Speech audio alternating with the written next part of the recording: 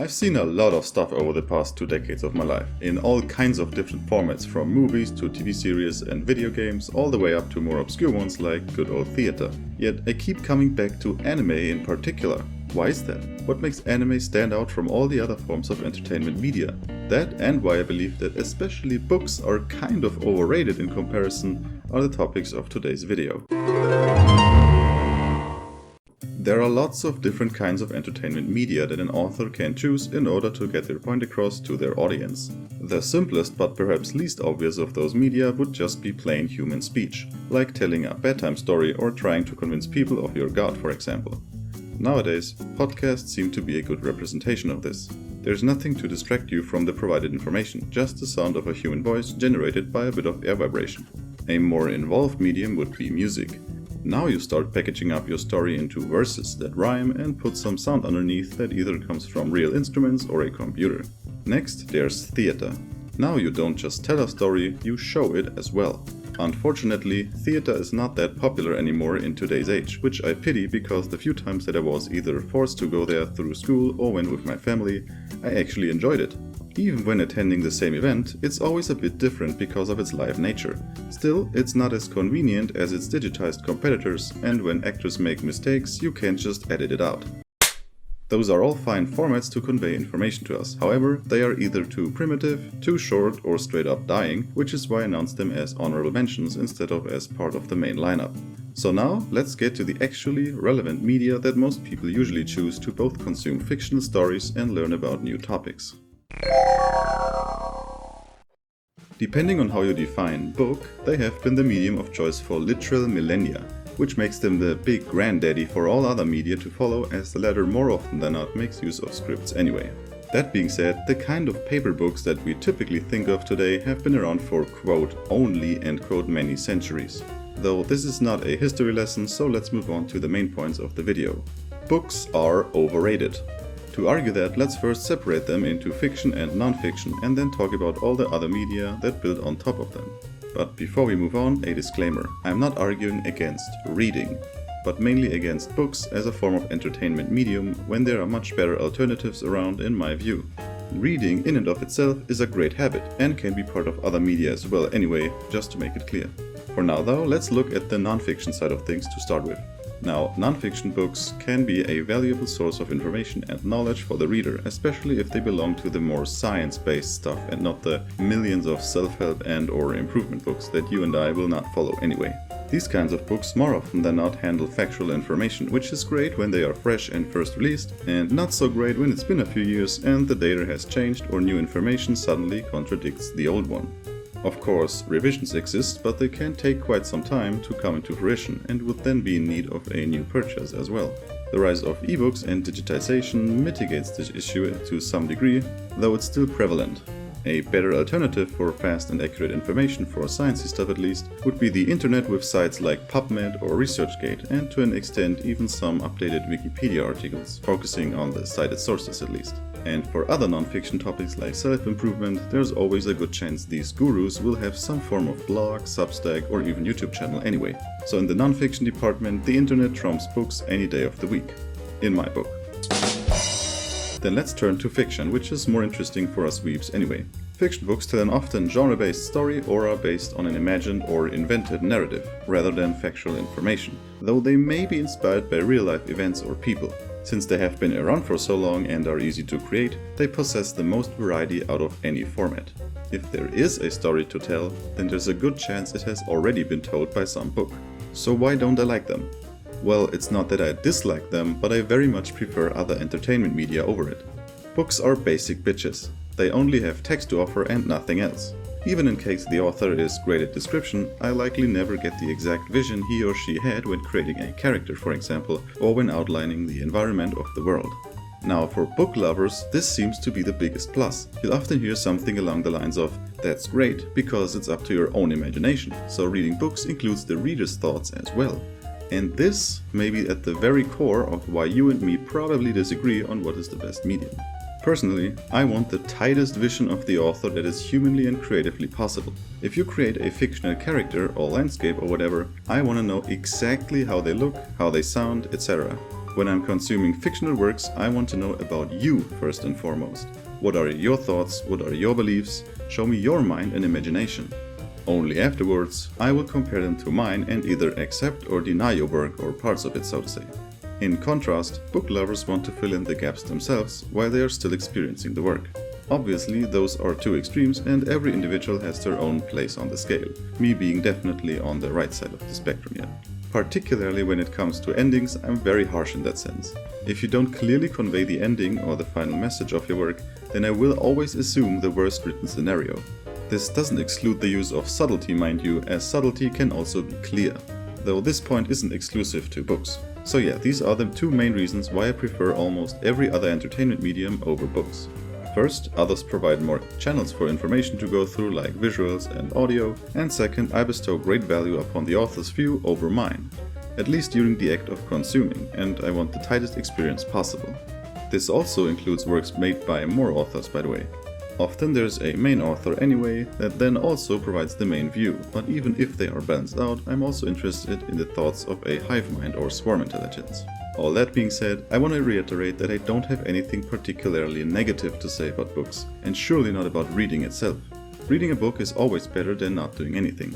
But I like to promote better alternatives as I see it. There are still some more benefits of books, like enhancing reading ability obviously, which comes very much in handy for learning another language and getting lots of special vocabulary you would mostly find in written stuff. Nowadays I actually use books mostly for this exact reason, in particular to improve my Japanese, which I'm studying for about 2 years now. There's also the innate ability to experience the work on your own pace, but then again I prefer if the author forces me into his or her envisioned one anyway. And things like portability isn't really that big of an advantage anymore ever since mobile laptops or tablets came to be. And let's be real, how often are humans really without electricity in today's world?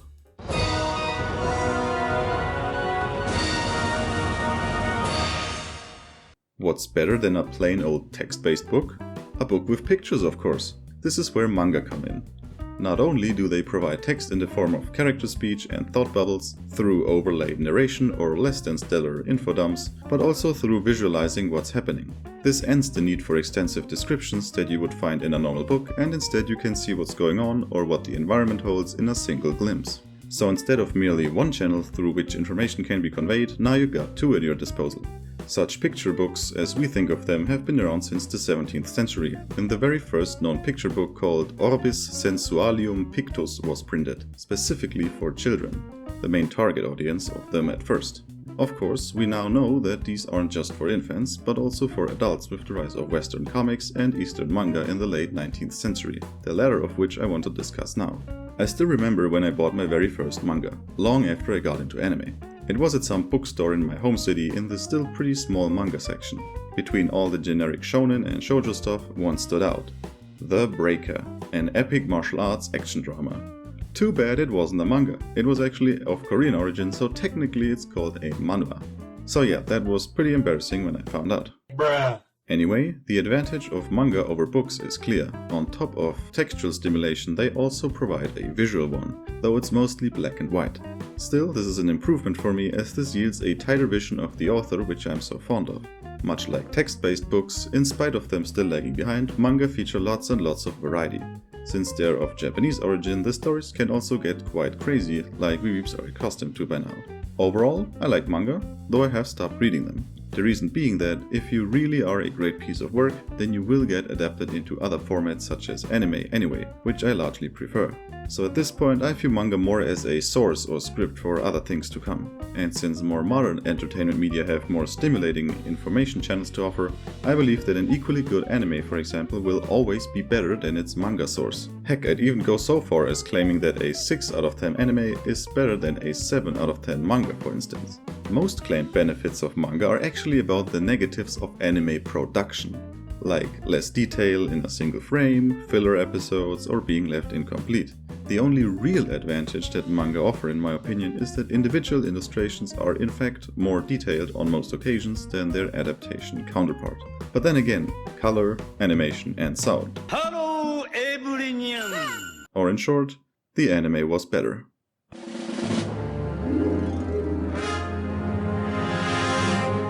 A step up from manga, at least in terms of the medium itself and not necessarily when looking at the individual entries, are comics, as they are usually in full color. Although I prefer the sheer weirdness of the Japanese, I cannot deny the impact some of these Western comics had on our culture. And on others as well. Everyone knew of Batman, Spider-Man and Superman long before the MCU was even a thing. They have pretty much the same advantages and disadvantages as manga, so I won't repeat myself here. That being said, there are two things that bug me about this medium and why I could never get into it really. First, the convoluted timelines. Seriously, this needs to stop. How can anyone understand what relates to what at this point? And second, the route modern comics take. What a way to kill off your core audience. Manga all the way. And the older, actually worthwhile ones are being adapted into movies and TV series anyway nowadays.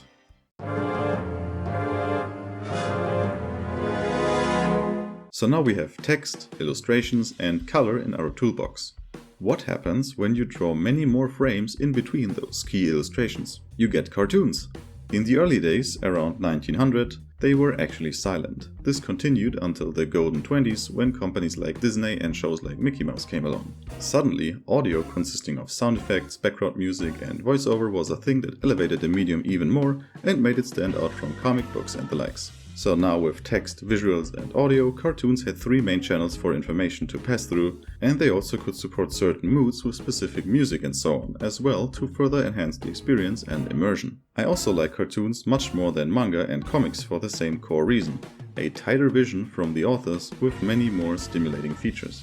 Something that applies especially to this and the media to come as well is that you can fill up all the available information channels all at once and achieve great information density. In a standard book you have to consume the presented information sequentially, but in something like a cartoon there could be some text on a wall, the characters could be talking, the music playing for the right mood, and of course the visuals convey additional details too.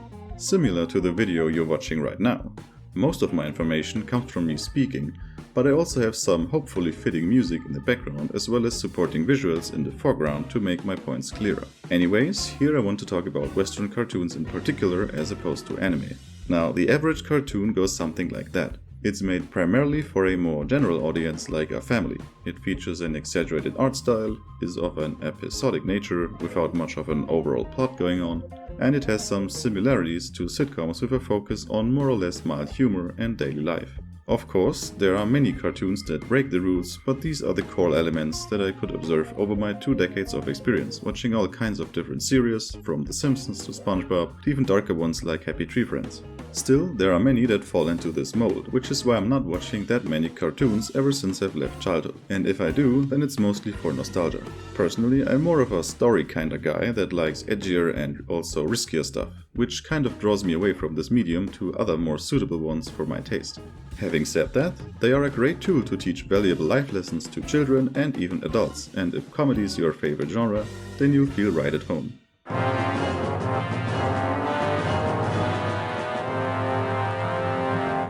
Alright, now on to the main event, anime. And I know, I can already sense someone commenting how cartoons and anime are the same thing, but for the purposes of this video I will separate them. With that out of the way, let's see what sets anime apart from other entertainment media, especially compared to cartoons. Well, first they originate from and are being produced in Japan. Many Westerners, myself included, find that interesting in and of itself, as culture directly shapes the works that are made there. Japan and other Asian countries are unorthodox in our eyes. Taking the stereotypes at face value, everyone seems to be young and good looking there, they appear hardworking yet calm and in unison with life. Then there's all these strange and foreign traditions, jobs, architecture and events that even after decades of globalization still haven't completely swapped over. All of this influences anime, or in the ironic case of China, Chinese cartoons. Starting out in the early 20th century, anime are known and beloved first and foremost for their different approach to storytelling. Here you're mostly greeted with a strong focus on an overall story, more mature themes, both in the childish mature and actually mature sense, and also with the classic anime art style. You know, big cute eyes, crazy hairstyles and all that jazz. While there's still some variety in art styles, admittedly, Western cartoons seem to have the upper hand here.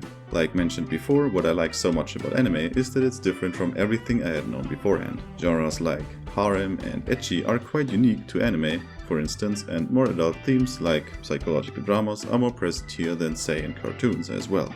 I also happen to prefer the anime style and how scenes are animated over both cartoons and real-life movies and TV series. There also seems to be many more anime to be released each year than other formats, meaning there's always something there to watch. Though to be fair, this also means quantity over quality in many cases. Still, even as an adult, I find myself coming back to anime after consciously watching rather regularly for over a decade at this point. It's my absolute favorite of the non-interactive entertainment media, and I believe it will stay that way until cartoons start producing more story-focused stuff like Avatar: The Last Airbender. With all that being said, however, I don't actually watch that many anime anymore. Yes, I still look for good new shows to come out regularly and watch them as well as soon as I can, but I believe I explored most of what the medium has had to offer up until now. Which is also why I made this YouTube channel, as I'm now more interested in talking about them, and why I also started getting into real-life productions like movies, what I will talk about now. Now, animation is great and all, but sometimes you want real human actors to carry a story. Be it that you just prefer realism, or that you can relate more to characters on screen that are actually played by actual humans. Like cartoons and anime, they share the same information channels, with the exception being the art style, if you will. And you'd think that this would really be the only significant difference between these media, but having experienced both for an embarrassing amount of time, I have noticed a bunch more. First, there's a much bigger focus on subtlety and expression. Like, real human faces obviously carry much more detail than an animated show realistically could, so you can do much more fine-grained facial expressions. Consequently, to show all the subtlety that make the current mood and feelings of the characters clear, the pacing in this medium is notably slower, while anime in particular seems faster paced on average. After all, the amount of drawings is a big metric for defining cost, so you want to get the point across in an efficient way. Now, since movies most of the time employ real human beings and locations, there's also a limit to what you can do and show.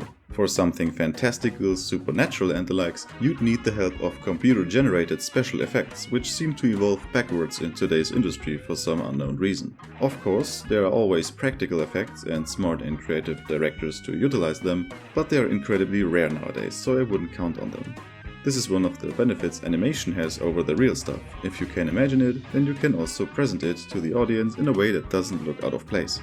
Anyway, since we're in the movie section, I briefly want to talk about the main difference between movies and series, which is of course length. Movies usually have a runtime of 90 to 120 minutes, while the episode length of a show can vary from 20 minutes to over an hour. However, shows also provide many of those episodes, so their actual length is definitely much more than movies. Take a standard 12-episode anime for example. Skip both opening and ending and you still got about 4 hours of content. Meaning the kinds of stories you can tell and pacing you can apply in movies is severely limited as opposed to longer running media. This doesn't make these stories inferior, however, as there are many kinds that really only need a relatively short amount of time to narrate anyway. Needless to say, you could always create sequels to further the plot, but they aren't a sure thing, so many movies play a balancing act between being kind of standalone, but also leaving open the possibility of a potential sequel, which may impact the overall quality. So taking all that into consideration, I do prefer anime over movies most of the time, which is why I really don't care for adaptations of anime into live-action stuff. Still, I have warmed up to movies over the last 2 years or so, watching several hundred of them to further my knowledge about them. Especially since I've explored pretty much everything anime has to offer at this point. TV series have much more potential than movies in my opinion, which in large part is due to their potentially extensive runtime, which provides authors with much more space for creative content and stories with greater scale. Apart from that, many things that I've talked about in the movie section also apply here, so I won't mention them anymore and instead focus about my personal relationship with them. When I saw the credits of anime, it got me thinking, what medium should I tackle next? First, I did cartoons, but due to their nature, which I've discussed before in this video, I never got that interested in them. The only must-watch cartoon, in my view at least, that isn't purely based on humor or satire is Avatar: The Last Airbender. Similar things happened with books, manga and comics. The only format that survived were movies, which I'm still consuming regularly today, often even more so than anime. So after having seen a good chunk of them, I finally decided to get into TV series. Unfortunately, our relationship ended quickly. I couldn't even get into the big boys like Breaking Bad, mainly because I found the premise as well as the first season rather uninteresting. I did watch Game of Thrones though, which also became my favorite non-anime related TV show of all time. So at least something to be proud of, I reckon. Apart from that, there is Hannibal, I guess, but that's pretty much it. I still believe that real-life TV series hold great potential, but there aren't many genres present that I like for some reason. Like, there seem to be lots of good military series, for example, but I'm really not a fan of this genre, unfortunately. Maybe in the future. Anime is awesome, but gun to my head or left alone in an island, I will always choose video games over it. I can still remember playing my first ever video game on the Game Boy even before I knew what a TV was. 20 years later, and it remains my all-time favorite entertainment medium to consume. It's got all the aforementioned information channels, how I like to call them, and on top it provides the most powerful one: interactivity. What's more immersive than watching and listening to a story? Actually taking part in it yourself. Transitioning from manga, for example, you could play visual novels that have the least amount of interactivity, or you could move on from pure movies and get into Quantic Dream games, where your choices shape where the plot goes in a significant way. Even in these kinds of games, the additional stimulus make my baseline interest for them much higher than other media. And with the invention and steady further development of virtual reality and AI, things will get even more interesting in that department. Overall, I believe that video games are the most powerful medium to tell a story and even to teach more fact-based information as well. Like, there are language learning games, for example, or historic games like Europa Universalis and so on. So when it comes down to it, anime trumps most, but games trump all. To wrap it all up, we've taken a deepish dive into all the different relevant entertainment media, and I provided you with some arguments as to why I think that books are kind of overrated in a sense, and how anime stands out among the others. To be clear though, there are many good and many bad entries in any of these. In fact, most individuals are stinkers if you ask me, and only a small percentage, say 10%, are actually worthwhile. You know, following Sturson's law. So anyway, I hope you liked the video. Do you agree with my stance on books? And what is your favorite medium? Let me know in the comments. Finally, if you want to see more video essays on all things anime, then hit that subscribe button. Thank you for watching, and I'll see you in the next one.